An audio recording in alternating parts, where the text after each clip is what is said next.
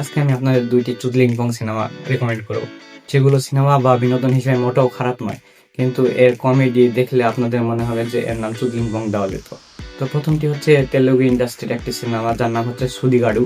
এই সিনেমাকে বলা হয় স্পুক কিং, কারণ এই সিনেমাটি পুরো তেলুগু ইন্ডাস্ট্রিকে রোস্ট করে বানানো হয়েছে। যেখানে আমরা তেলুগু ইন্ডাস্ট্রির তৎকালীন অবস্থা দেখি যে গুলি চলার পর স্লো মোশনে সেই গুলি যেতে যেতে নায়ক অনেক কাজ করে তারপরে সেই গুলি নাক দিয়ে ধরে, তারপরে ভিলেনে এসে নায়িকাকে জামা পরায় কিন্তু নায়ক নায়িকার জামা খুলে রাখে। এই টাইপের কমেডি দিয়ে তৈরি হয়েছে সিনেমাটি। এখানে হিরো আল্লারি নরেশ তেলুগু ইন্ডাস্ট্রি প্রায় সকল হিরোদের স্টাইল, ডায়লগ, অ্যাকশন সবকিছু এমনভাবে ব্যবহার করে এবং নকল করে যা দেখলে আপনারা হেসে গড়াগড়ি খাবেন।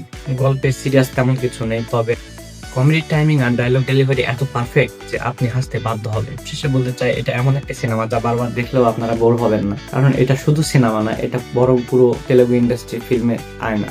এই সিনেমাটি আপনারা ইউটিউবে ফ্রিতেই পেয়ে যাবেন। দ্বিতীয় যে সিনেমাটা, সেই সিনেমার নাম হচ্ছে মারানামাস। এটি 2025 সালে মালায়ালাম ইন্ডাস্ট্রির একটি সিনেমা।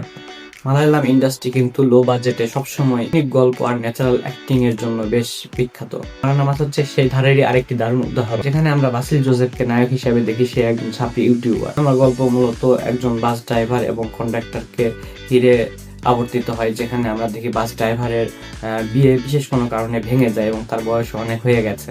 তারা ভয়ঙ্কর রাতে এমন এক ঘটনার মুখোমুখি হয় যার ফলে কিছু ভীতিকর পরিস্থিতি তৈরি হয় এবং কিছু কমেডি যুক্ত করে দৃশ্যগুলো আরো উপভোগ্য করে তোলে। এই সিনেমার সবচেয়ে বড় শক্তি হলো ডার্ক হিউমার এবং রিয়েলিস্টিক অভিনয়। পরিচালক এবং অভিনেতা বাসিল জোসেফ কমেডির সাথে থ্রিলার মিশিয়ে দারুণ একটি প্যাকেজ তৈরি করেছেন। এই সিনেমার ক্যামেরা এবং বিজিএম এই সিনেমাটাকে আরো এঙ্গেজিং করে তোলে, যার IMDb রেটিং হচ্ছে 8.1।